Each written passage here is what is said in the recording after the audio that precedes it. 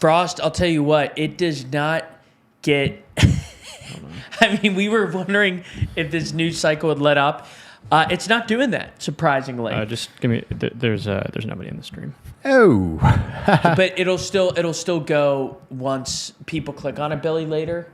I don't think it's started yet, though. Oh, okay. If it hasn't started, then... I have it open on my phone, and it hasn't started. Well, there will be a lag, so I wonder if we just... Oh, here we go. All right. Now we're live. We are live, ladies and gentlemen. We've got an interesting stream today with some new evidence to review. Frost, how you feeling today? There's a lot going on. A lot going on. We got to see what all the followers are thinking about this. And as we get into this here, Frost, are you posting a story or should I throw one up? I'll post it. Can you just send me the link? Maybe. And this is also... You know, it's so funny with this news story that every day it feels like you have some, sort of change in the tides, but then people immediately react and try to score political points. And our job is, of course, to cut through the noise. So, yeah, I guess while we get this going to, you want to just, given for all the people who will listen to this as a podcast or just watch it as a regular episode later, you want to just kick us off here with a little intro and get us into the day's news? Sure, absolutely. Well, first of all, welcome everybody to the Roca News Show. There is so much going on right now, and we'll give you an initial news rundown before we get into the big story, which is, of course, the new leaked text messages from Tyler Robinson, the killer of Charlie Kirk, alleged killer, I should say. And those stories we'll do a rundown are as follows. The first one that you need to know is that Israel has launched a ground offensive in Gaza City. Gaza City is home to roughly 1 million people. It's been threatening this offensive for months now, and it finally followed through. We should note that Marco Rubio left Israel as the invasion was underway to fly to Qatar with the hopes of negotiating a peace. So that's the latest in Gaza City, and hopefully they'll broker a peace deal through all this. So we will keep you apprised on that story. And the next one ties neatly into our story today, and it's about the Candace Owens uproar, specifically over the Charlie Kirk assassination. She's making major claims that have made waves on the right and the left, actually, that essentially Charlie Kirk was experiencing significant pressure from Israeli backers, including Pershing Square billionaire Bill Ackman, who apparently convened, this isn't apparently, it's reported by numerous sources on both sides, that he convened basically a gathering of all these conservative influencers, including Charlie Kirk, in the Hamptons this summer. And at this gathering, they discussed a number of issues. They discussed the economy, they discussed Israel, they discussed Gen Z and dating, they discussed all this. And they essentially were recruiting new ambassadors for TPUSA. And Candace Owens alleges that Charlie Kirk was hounded, that it was an intervention is what they've called it, and that essentially Charlie Kirk was facing enormous pressure from Israeli donors over his not shifting stance on Israel, but let's just say his increasing skepticism of the Israeli policy. And now we should note that no hard evidence has been provided that this is true. And in fact, Charlie Kirk's executive producer and friend, Andrew Colvett, has denied it entirely. Other influencers who were there have denied it. And so it's supposedly not how Candace Owens has presented it, but this has become a narrative that has just overtaken the right wing of the conservative movement. And then another headline, we're ripping through these today. Pam Bondi, the U.S. Attorney General, is now facing backlash, including from conservatives, over her comment that the U.S. government will go after those who commit hate speech offenses, especially those related to Charlie Kirk's assassination. Now, this has ignited a major free speech debate over whether celebrating his murder is allowable. And yeah, the right wing is not happy about this. Matt Walsh and others have said Pam Bondi's got to go. This is yet another offense. Reminder, they're already pissed off at her for her handling of the Epstein files. She promised videos, documents that have never been delivered. She organized a binder day. Frost, you're back with us after orchestrating the link. Do you have anything to add on that story? Yeah, I'll just say one other thing. Pam Bondi said that the DOJ will start prosecuting businesses that do not cater to those who are going to Charlie Kirk vigils. This came after, I think it was Office Depot in Michigan. An employee there refused to print out some flyers for a vigil. That pissed off a lot of kind of old school conservatives because for years they have argued that businesses do not need to serve people necessarily. So that gets back to the classic case of a bakery not serving a gay wedding. But in any event, just got the story up, so we'll get some more people in here. But the number one story to get into today are these leaked text messages released by the DA of the county in which Charlie Kirk was killed. We've got a bunch of text messages, and we got to go through these. Billy, you mind pulling them up on the screen here so we can look at them? The question is that a lot of people are asking is, are these texts legitimate? Are they authentic? And we're going to get into this. But yeah, Billy, if you can pull up the text, we can start with that and go from there. And to be clear, these were texts sent between Tyler Robinson, the alleged shooter, and his transitioning lover. / roommate, transitioning from male to female. Yes, exactly. Which we're not saying, we still don't know. Still don't know anything. Yeah. But so just today, Tyler Robinson, 22, college dropout, really smart kid who is accused of killing Charlie Kirk. Today, he was formally charged with that murder. Then the DA for the county released these texts, which you can see in front of you. And I think the number one takeaway here is he could not have written more damning texts if he tried, assuming these are indeed. For the initial couple minutes here, let's just take these at face value. Yes. These texts, if taken at face value, are the most damning things someone could have put down in writing possible. Totally.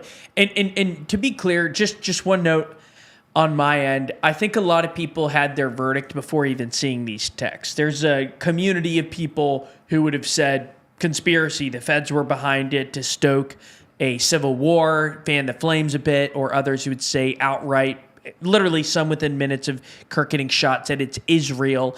And the approach we're going to take is just let the evidence guide you. And obviously we want to hear from you all. And I must say it was looking at the comments of the Roca post, overwhelmingly, the commenters at least, who aren't always reflective of the audience, but the commenters overwhelmingly thought these were just totally fabricated, totally wrong and made up and orchestrated. Now, by whom is a different question, but these are the texts right here. So, should we just start going through these? Yeah, okay, so let's just start. We can take turns. We can go popcorn style as we work our way through the document. Okay, so first... I can play roommate. You want to play Robinson? Oh, you want to do a little role play? Role play. Let's do that. Yeah. I'll take Robinson.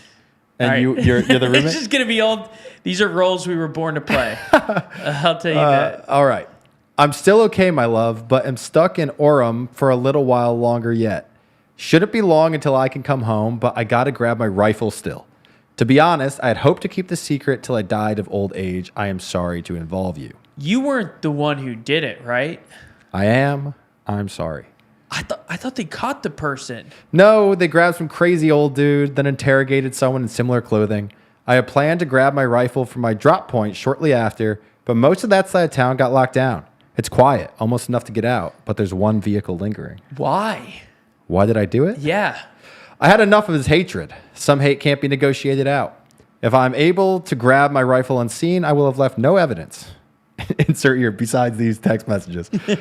Going to attempt to retrieve it again. Hopefully they've moved on. I haven't seen anything about them finding it. How long have you been planning this? A bit over a week, I believe. I can get close to it, but there's a squad car parked right by it. So just to insert here. So he's like sitting here, setting out these well-thought texts.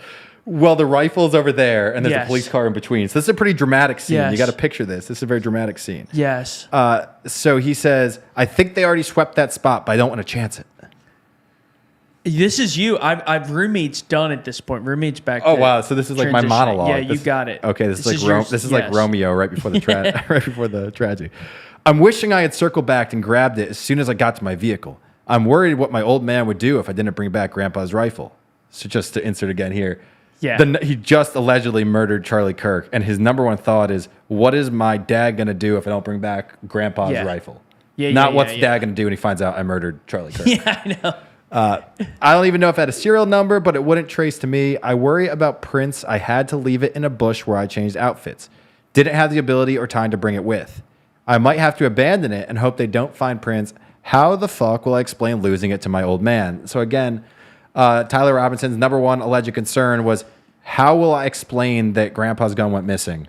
Yeah, which is a little bizarre, but it gets back to the idea, which is kind of a funny thing, that nobody believes they're doing evil. According to some schools of philosophy, nobody believes they're acting in an evil manner. They believe they're doing good, and the way he's writing is very matter of fact. If this is to be trusted, in fact, he's thinking about the next ethical thing to do beyond taking out a fascist in his worldview, which is returning his grandpa's rifle, because that's exactly what a responsible person would do.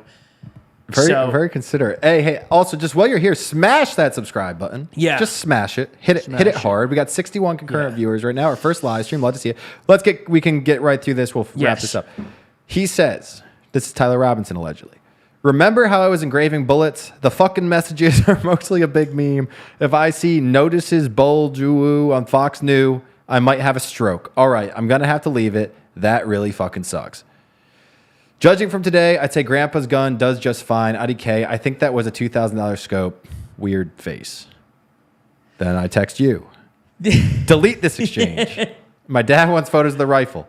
He says Grandpa wants to know who has what. The feds released a photo of the rifle, and it is very unique. He's calling me RN, not answering. Then says, since Trump got into office, my dad has been pretty diehard MAGA. I'm going to turn myself in willingly. One of my neighbors here is a deputy for the sheriff. You are all I worry about, love. Okay. All right. So you got a line. Do I have a line? Yeah. I'm much more worried about you. Don't talk to the media, please. Don't take any interviews or make any comments. If any police ask you any questions, ask for a lawyer and stay silent. We have a Max Hudgens in the chat saying this Robinson fella sounds like a real bad egg. I'll tell you, initially, on the one hand, the first instinct should not be conspiracy. If that's true, conspiracy has become like sport. And then you're sort of conforming facts to your pre-existing worldview. Our job is to let the facts guide us. So it shouldn't be guilty or conspiracy until proven non-conspiracy. It's vice versa. With that said, I think these messages do read very strange. And so there are a couple interesting theories going around. And we'd love to see what people are thinking in the chat, of course. But one is that it's totally legitimate, and this is how weirdly online people talk. And, honestly, these people aren't normal to begin with. I think it's fair to say if you're shooting someone at a campus rally, you're probably not going to be talking like some normal Gen Z person. But the second theory is that Robinson orchestrated this conversation knowing the feds would seize his text messages, and so he wanted to exonerate his roommate and gay and trans lover.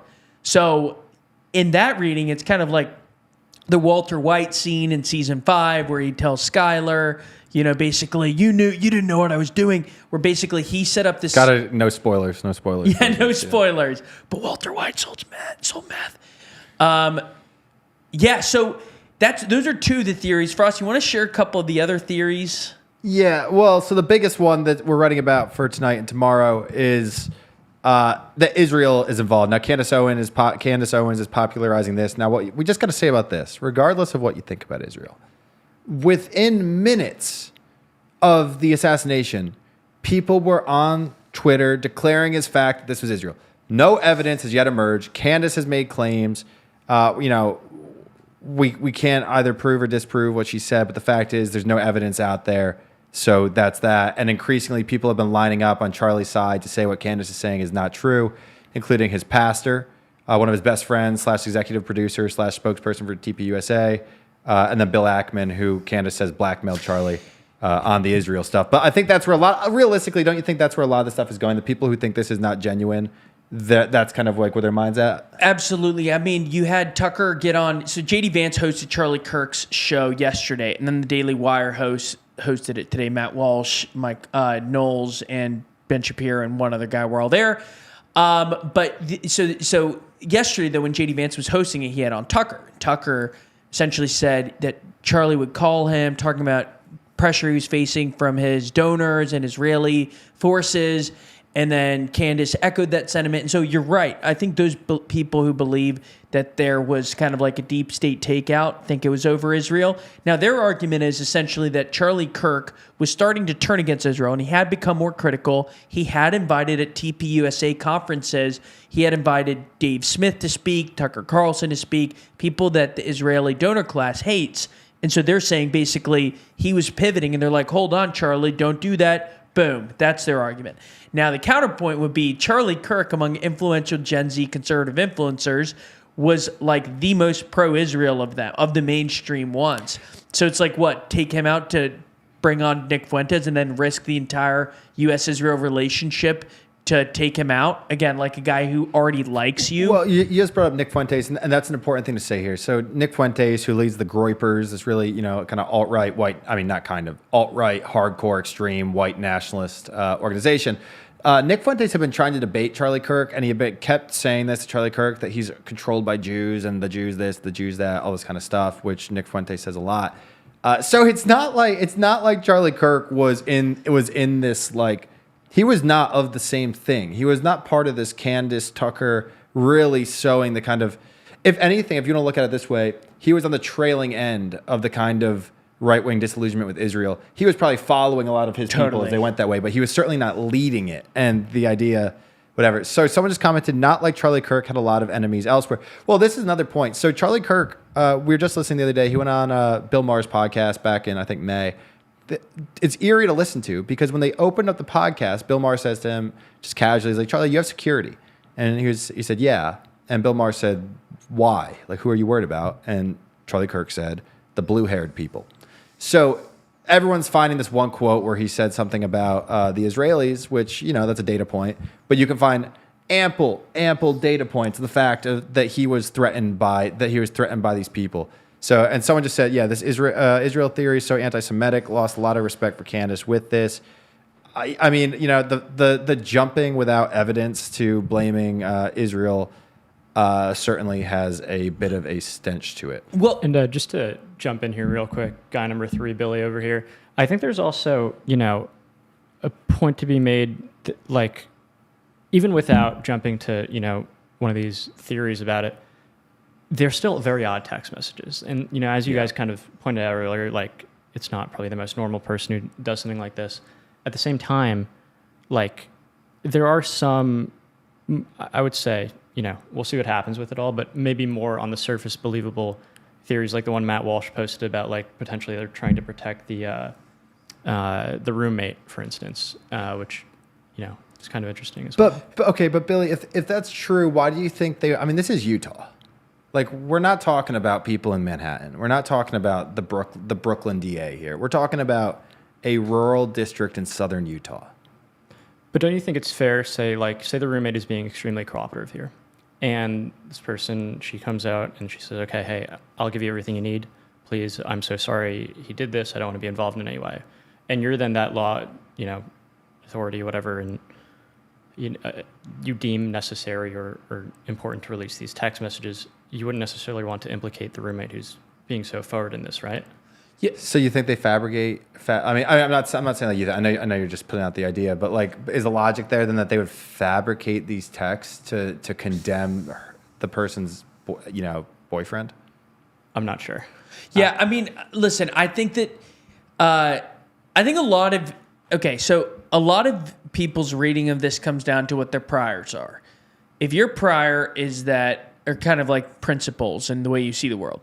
If you believe that Israel's a sort of under the surface force that is behind most of the bad things that happen in the U.S. and high-profile assassinations from JFK to the attempt on Trump, whatever you think they're behind, if that's your starting point, you're probably going to try to squeeze them in here.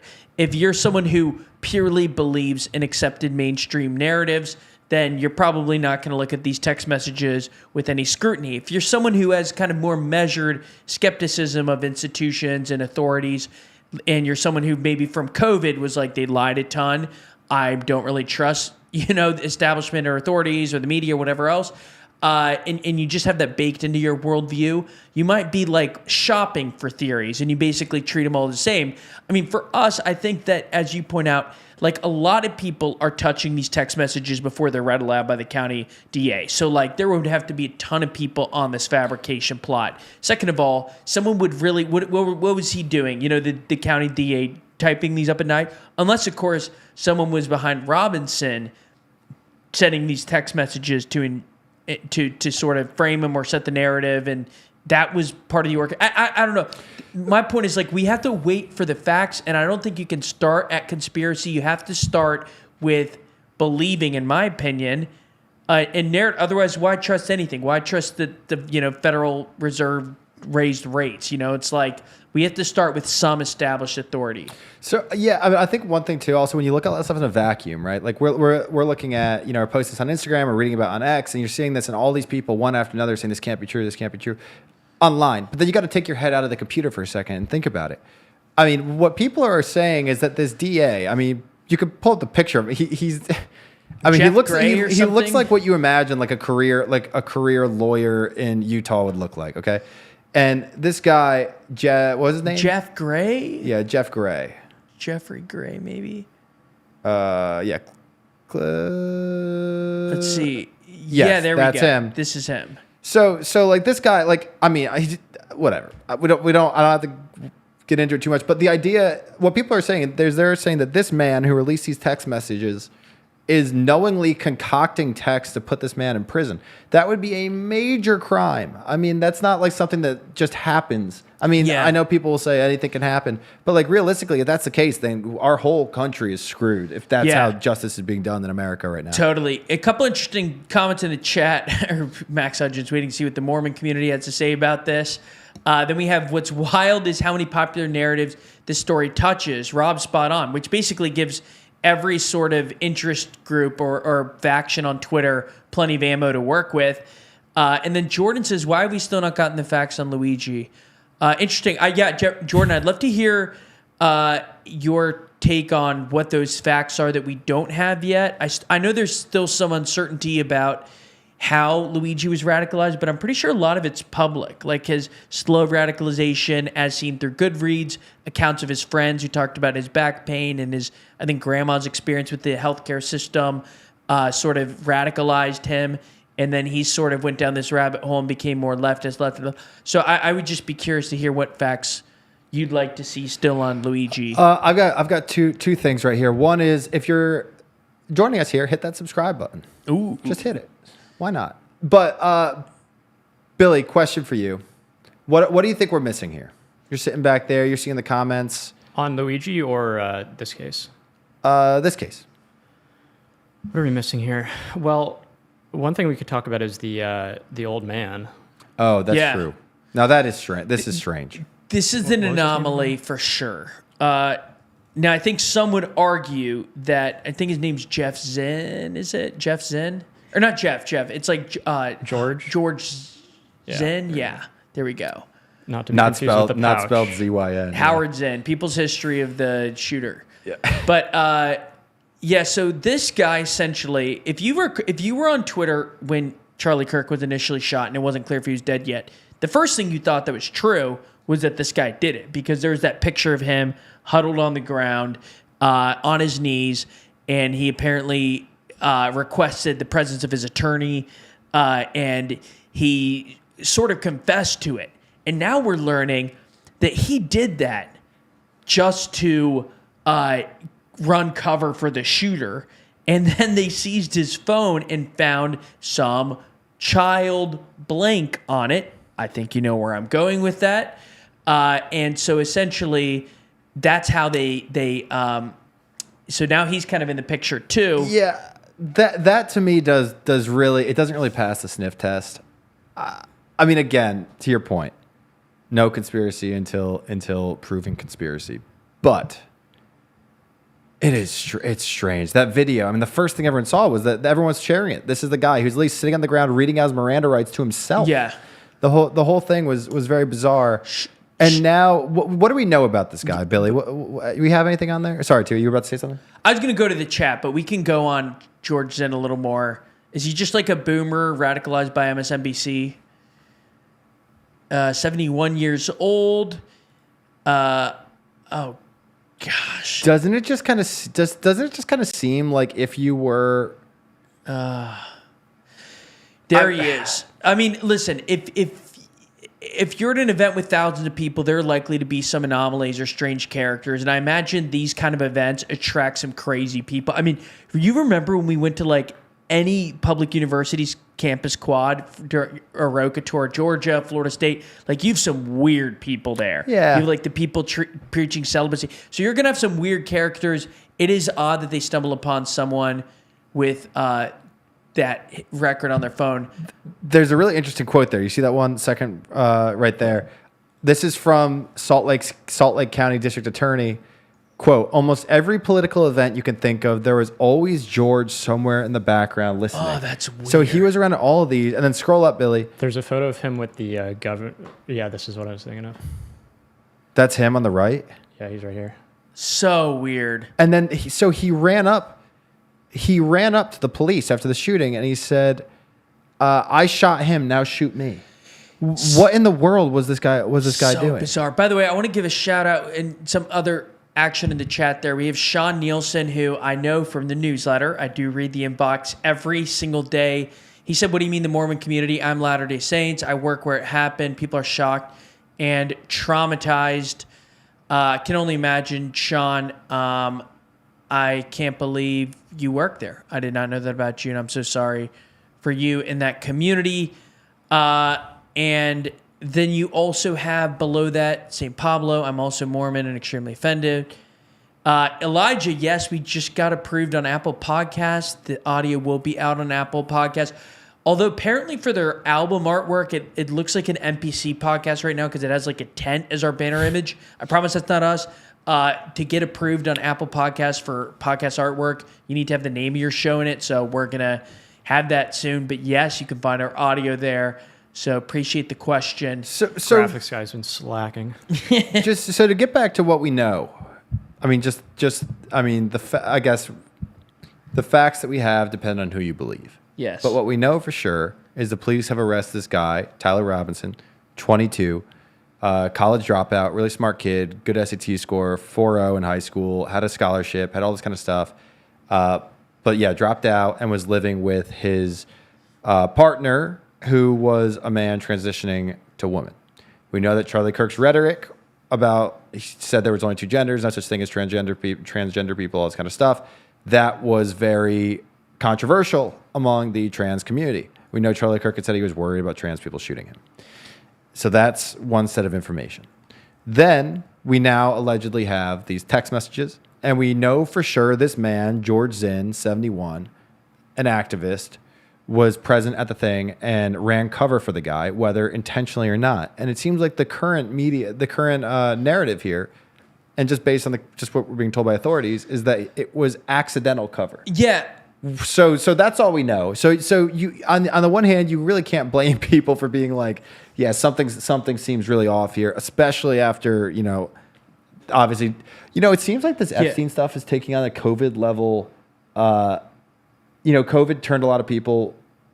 What would the term? Like a radicalization portal kind of thing. COVID took a lot of people and it made them open, I'd say it really, opened their eyes, air quotes, to things. It seems like something similar is going on here with the Epstein stuff where a lot of people are losing all faith in institutions. I agree. I think they also went from like them telling noble lies, kind of like during COVID, to now just sort of being outright enablers of some sex trafficking ring. But I actually have two Roca details that I think are relevant to this case that are kind of like our own personal experience. One is Billy and I spoke just at like the George Zinns of the world that, like these weird old men who have no lives and are political radicals. I remember we spoke at a conference at UC Boulder about media, and we were kind of like new media on stage, and we sparred with like some legacy media who were like, we're tired of the misinformation. And then we were like, dude, if you watch your channel, and then we basically had all these spars and this and that. But the point is, I remember at the conference, you had a couple weird old guys in the back of the room who would just go to every single thing. One of them had free Julian Assange, which, fair enough, is a message. He had a T-shirt, he had a sign, and I talked to him, and not that that's an illegitimate viewpoint, but he was a weird dude. And there were other people who I think just who just sort of like, they have no lives, and they're politically radicalized by Fox News and MSNBC, and it just turned their brains into that. Maybe they have a bad relationship with their kids. So that a guy like George Zim would be at an event like this is not out of the question at all. Almost expected. The second thing, that just a quicker point, I would say the scariest email we've gotten, I'll speak for myself to date, was about all of our coverage. Consider that we've done Israel, Palestine, we've done January 6th, we've done a lot of hot button issues. The scariest email we got was after doing a video and then an article on the Ziz transgender cult in San Francisco. And we got one that like really sent a chill down our spines, that was well written, actually. But it basically almost like hinted at violence and removing the fascist scum like us from the earth.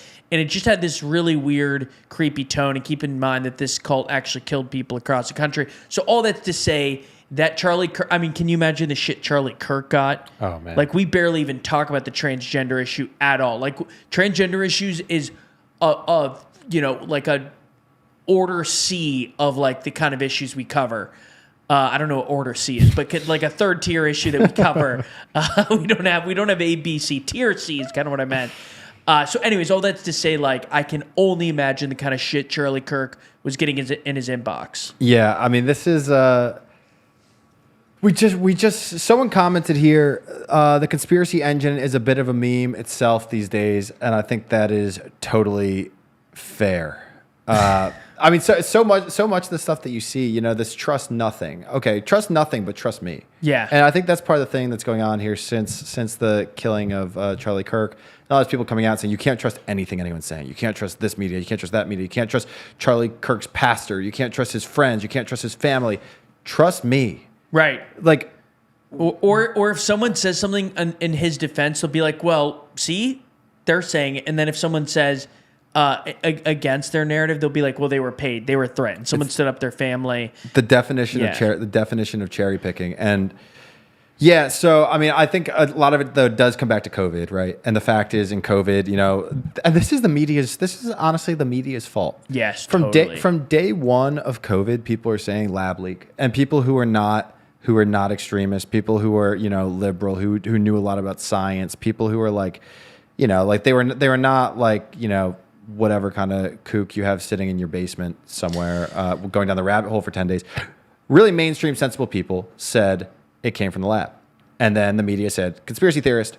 And then all of a sudden people said, oh, it's a conspiracy to say that. And then when it was proven most likely true, they validated conspiracy thinking for literally the whole world. And now, myself, like, the fact is, after what happened in COVID, you can't look at things the same way and be like, oh, because I think I speak for a lot of people when I say pre-COVID, someone says conspiracy theory, I say, oh. And then post-COVID, they say conspiracy theory, I say, I don't really believe that. Yeah. In terms of like the labeling, like just off the bat, because the media says something, that doesn't mean anything anymore. Yeah. By the way, George Washington, shout out to the first president being part of the live stream. Very momentous appearance. But George asks us, do you guys think Kirk's death will divide America in the long run or bring it together? I got to say this. On the one hand, what you see on Twitter is frightening. It's just a cesspool of hatred, of division, of escalations, calls for escalation to the point of a civil war. And you also then see people from the far left. That's civil war shit on the far right. Far left, you have people celebrating it. It's insane. I got to say, though, in real life, I've noticed it's united more people. People just sort of having a sense of enough of this bullshit about ideas being violent, about vilifying your political opponent to the point of justifying their assassination. I think people have had it up to here, and we know that you cannot operate a country like this. This sort of system feeds on itself, And the cycle of violence will make life awful for everyone. And I've heard some people point out that those justifying and celebrating the assassination of Charlie Kirk are those who would be most thrown off their axis if we lived in a world with actual violence, where they would go to liberal arts college and there would be a shooting threat on their campus because some local militia guy decided to head over to Middlebury campus and shoot up a building. Those are the people who be most affected and thrown off their axis. So anyone celebrating doesn't want to live in this world. So I hope it unites. Frost, you have a pessimistic take? I've got a way more pessimistic take, but also I think one of the greatest ironies of this is find me the person who's celebrating Charlie Kirk's death who is pro death penalty. Ooh, like I don't think they exist. I mean, these are all like super hard left people who are quintessential anti-death penalty people, and they're here thinking, well, we can't have the death penalty for somebody who murdered, say a mass shooter. No death penalty for them. But death penalty to Charlie Kirk because he discouraged empathy, as I saw one post on Instagram say. But so I think it's going to get worse. I mean, I think there's an appetite for this, and I think people realize. I mean, let's just to be cynical here. If I'm someone in the White House right now and I'm a political strategist on the right, you're realizing, to your point, so obviously Republicans are fired up, but it's not just Republicans. It's moderates who are like, wow, I think the average person doesn't look at politics nearly as much as we do. Yeah. They see this. Again, consider the fact Trump just won the popular vote. You have a lot of people kind of in the middle or middle 10% or whatever who voted for Trump, who are they're not turned off by his rhetoric. And then they come and they see this. And now if you're, say, whatever strategist, you're thinking, oh, I can win them over. This is a winning issue. They're scared of the left. They think the left is crazy. I can push this. And I think that's it. I mean, the more that people think the left is crazy, the more it suits Republicans. The more people think the right is crazy, the more it suits the left. Here are some people that I believe need to be held accountable for their response to Kirk's shooting, because as you point out, this could seriously escalate, and that's what we're seeing in the chat here. Number one, Elon Musk. Elon Musk is the most followed account on X, which is the platform that essentially all other platforms are sort of downstream from X in terms of the news cycle. And he is escalating this point of implicit calls for civil war. We hate hyperbole. Maybe that's a misread of the situation, but you can look up his own tweets for yourself. At the very least, he's talking about the left as a single monolith, as a monolith that killed Charlie Kirk, and essentially saying it's fundamentally evil, which he said at this point, evil and violent about the entire left. So that's unhelpful. Number two, Heather Cox Richardson, the most followed political Substacker, who stated definitively without pushback in her Substack comments that, she said that Tyler Robinson, the Kirk killer, allegedly, that he was a conservative. She said that outright, and I think extremist. She said yesterday. Extremist, but a right-wing extremist. A right-wing extremist, right. She said right-wing. That is outright false, and this is a professor. That shows how polluted her information ecosystem is, that she genuinely believes this is true, genuinely, despite all the evidence opposing that.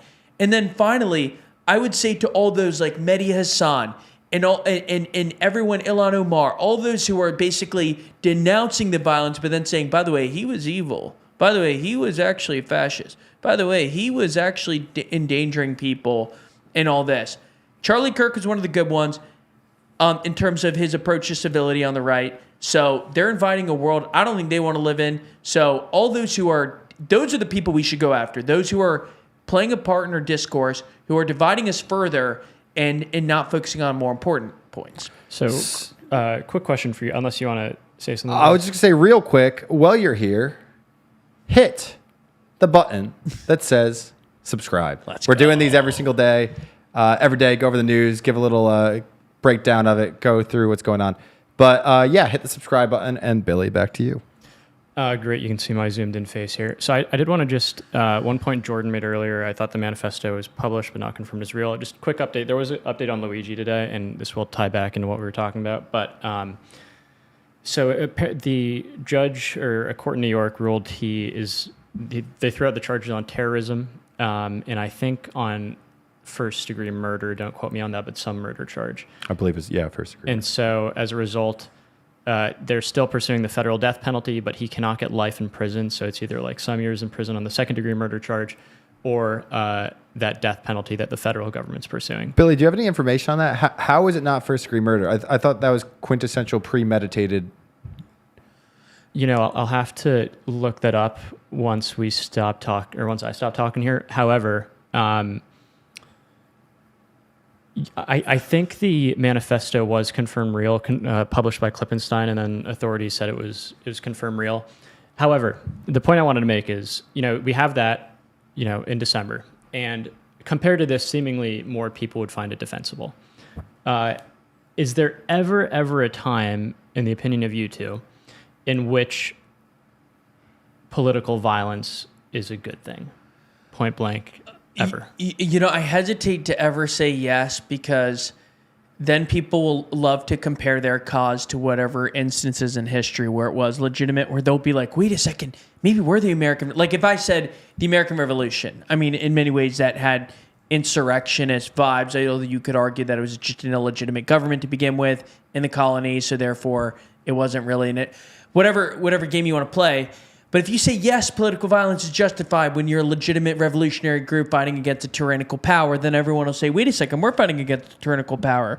Insert left case of Trump, insert right case of deep state. And so I don't even think you should go down this track generally. I think it's when there are, as they said in the Declaration of Independence, when there's a long train of abuses and true abuses, and they are directly... I think when they're genuinely taking away your liberty, that's when it could get to it. But you have to be very careful. By the way, we're getting some great stuff in the chat, and I'm sure you want to chime in on that. But no, I agree with you. I mean, you don't want to say one thing or another, but I think in our current society, the answer is a hard no, because we have other outlets. Totally the issue is agree. if you don't have any other outlet to voice your dissent and say like North Korea, then you're talking about a very different political landscape. But certainly here, and I don't even want to talk about North Korea. Whatever. That's not okay. Let's go through some of the comments. So everyone here is bringing back for one. Okay, Rob he said the first degree murder charge was specifically tied to terrorism, but the judge deemed his actions did not meet the bar for terrorism as defined by New York State law. Rob, if you're able to comment, can you share why they did that? It seems like, was that just a mistake by the judge? And I know it is also worth noting that the federal charges on top of this mean that this may not even matter long term. But sorry, yeah, Tui, you want to take us through some comments? Yeah, so this is fascinating. People are basically debating as to whether they think the texts published today between Tyler Robinson and his lover are real or not. And so Paul, on the one hand, says, I think those chats were real. They sound too normal, didn't read like AI. One of the hardest for government people to do is to write like normal people. And then Ryan says, these texts seem completely fake, written by bad novelists. That's something we had above. Billy, if you want to scroll up. And also, as much as we like Frost's face, here we go. I need the camera. I need attention. No, I'm kidding. You have Mikhail Schwartz. I'm curious what Michael or Mikhail, I apologize if I'm mispronouncing. I'm curious what you think then, who's behind it. Was it the district attorney who made it up? Was it that not Tyler wasn't actually writing those texts? I'd love to hear your take on that, because Mikhail says that they look fake. And a lot of people are saying this isn't how Gen Z talks. I guess I'm curious how like Gen Z killers talk. Maybe that's a different like dialect. We can get Drew in here and ask our video editor, Drew, very Gen Z. Yeah. Yeah, I mean, the fact that he didn't put lock in or some phrase like that, I know. makes me think that...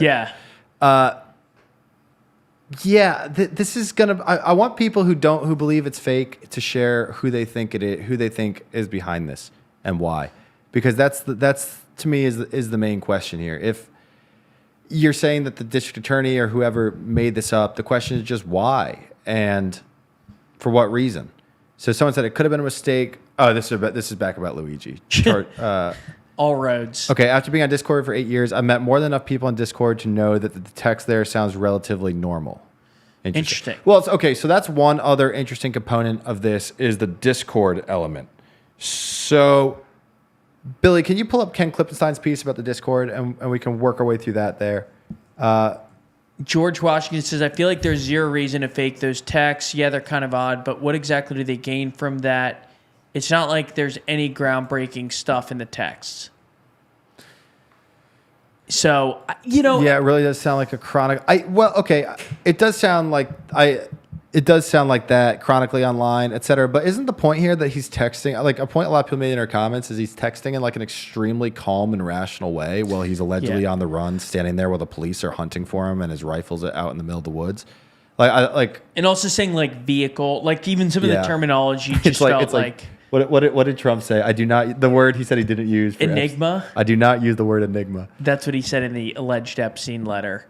But yeah, so Ken Klippenstein, independent reporter, left-leaning guy, published. Is this the right you guys are talking about? No. It would be today. Yeah, he tweeted out 5 hours ago. No. Back.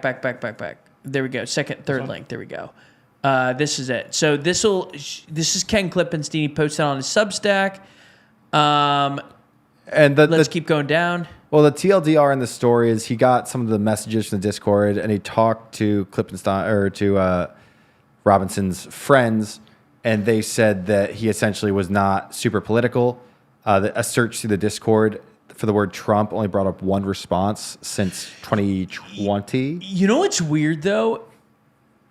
It almost looks like, looking at his text here, Frost and Billy, it almost looks like, let's stay here. He's writing in a similar tone almost. Hey guys, I have bad news for you. It was me at UVU yesterday. I'm sorry for all this. I'm surrendering through a share friend in a few moments. Thanks for all the good times and laughs. You've all been so amazing. Thank you all for everything. Where it's the same kind of matter-of-fact tone, plain English, share a friend, almost like forced in like a weird outro. And also, this is just one Discord he was on, and apparently it wasn't like a explicitly political Discord. Yeah. I think that's actually a great point. You look at the way this is written. It's literally, these messages are written like look at this. This is him talking about Trump getting impeached. An impeachment inquiry has been placed against Donald Trump. He could get booted out if they find he committed the shit he's accused of. Like, you know, Biden is in the lead electoral vote-wise, but there are still some swing states that haven't finished voting, as well as most of the West Coast. I mean, he is talking here in a very matter-of-fact way, the way that he was allegedly doing in those text messages. So I do think this is actually the best evidence yet I've seen. You know what else? He uses the comma as like a period or semicolon, and will often continue with a lowercase letter. I mean, again, we're not going to act like we're, like CIA language analysts, but it does seem like it's not unthinkable. It's not like he's doing all caps and emojis in one, and then in the other it's hello. Vehicle over there, returning rifle, which I used to kill him, to grandfather. All right, interesting. Mikhail Schwartz. Cash said there was a note talking about Tyler Robinson, but it was destroyed, but they could still read said destroyed note, but they can't show any evidence of this note's existence, so Cash just offered some made-up summary. Oh, I see what he's saying. So Michael's basically saying that it's not like Tyler Robinson didn't do it or he's an asset of Israel, but that like Cash needed clear implicating text messages. To be clear, that's highly, highly, highly illegal, but interesting.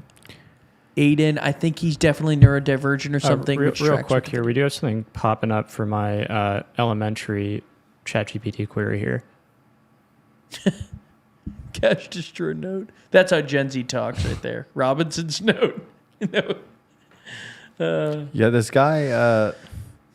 I mean, look, I think also anyone who wants to be like, oh, people don't text like that. Yeah, well, people don't murder people either. Yeah, exactly. So this guy's he's breaking stereotypes. He's breaking barriers left and right. So just to bring it back to what you're saying before. I mean, okay, it's one thing to say, I don't believe this is real. Okay, then you're saying that the DA is forging text messages, which would be a massive violation of law, and no one's really putting forward an explanation for why that would happen.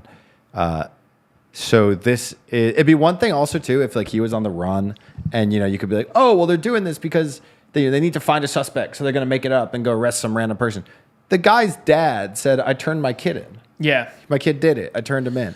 So it just seems a little bit strange. I feel like people are jumping through a lot of hoops here to try to like suit this to fit their specific agenda, when in reality, like maybe he wasn't some like political extremist, but he clearly, assuming he did it, which his dad said he did it, that would suggest something is a little bit off. Okay, we got some more. I think a lot of people don't really realize just how many crazy evil people exist in the world.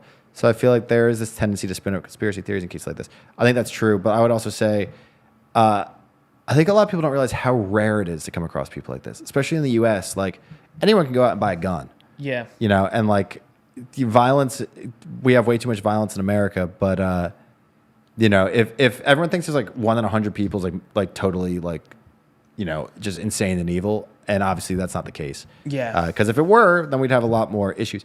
But okay, let's see. Max Hudge. Kash Patel has also faced a lot of criticism this week for his handling of the situation, tweeting that they caught the dude Wednesday while at dinner in NYC. So yeah, Kash was out here just having dinner in the city, and he's tweeting that we caught the guy.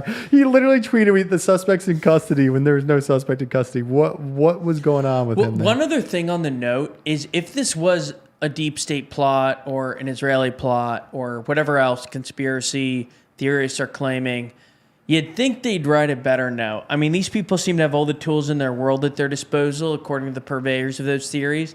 You would think that maybe they could get someone who speaks that Gen Z dialect. I'd almost be more suspicious if it were like, no cap, I just shot him. You know, like if it were totally Gen Z. Such, yo, bro is such as so yeah, there's a disagreement here. Michael's saying, Mikhail, I know they are different things, but doesn't the whole note story sound effing off? Makes me doubt anything they say surrounding this. At the end of the day, any sort of plot's going to have anomalies. Now, it doesn't mean that the narrative as has been presented to us is totally accurate, but you know, I wouldn't be shocked if it were. But okay, so we're at about the 50-minute mark on this one. Are there any other points you'd like to add, Frost, Billy? Well, just real quick, Billy, before you say something, I would just say to the 107 people watching right now, hit the subscribe button. Ooh, We're just getting this thing off the ground. If we get all you to subscribe, this shit's going to blow up. We might be trending. Top 10 trending. Let's go. Okay, we're bigger than Candace. Yeah. Okay, but Bill, what are you thinking? I'm thinking thank you very much, everybody that's joined. We really do appreciate it. And we'll have one of these every single day for the rest of eternity. Every weekday. Perfect. All right, guys. Chewy, you have anything? Yeah. No, thank you all. Really appreciate this. We love interacting with the Roka community. Hope to do many, many, many, many more of these. This live will stay up so you can watch it if you weren't live. I'm also going to look into this note a bit more. Zara, I know you've been sending a bunch of messages on it. We will check it out. Maybe talk about it tomorrow. Beautiful. Wow, George Washington already subscribed. So if George Washington subscribed and you aren't, you got to think about what you're doing wrong. But thank you all for tuning in. All right.